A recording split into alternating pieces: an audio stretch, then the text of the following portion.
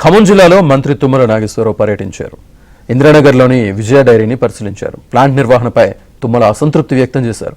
ప్లాంట్ని ఆధునీకరిస్తామని, అందుకు అవసరమైన ప్రాజెక్ట్ రిపోర్ట్ని ప్రభుత్వానికి పంపాలని అధికారుల్ని ఆదేశించారు.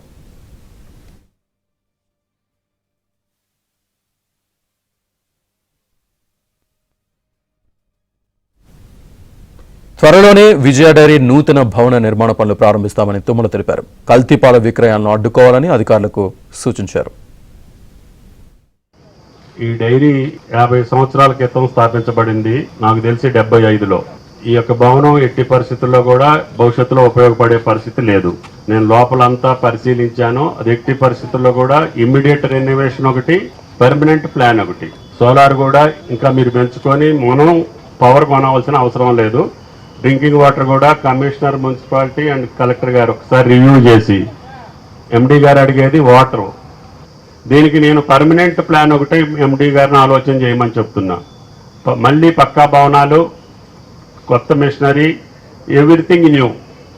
ఈ జిల్లాలో ఉన్నది నాకు తెలిసి సత్తుపల్లిలో ఉంది, కొత్తగూడెంలో ఉంది, భద్రాచలంలో ఉంది.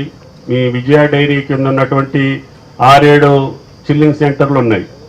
వీటిని ఓవరాల్గా మీరు ప్రాజెక్ట్ రిపోర్ట్ తయారు చేసి ఇమ్మీడియట్గా ప్రభుత్వ దృష్టికి తీసుకురామని చెప్పి ఎండీ గారికి విజ్ఞప్తి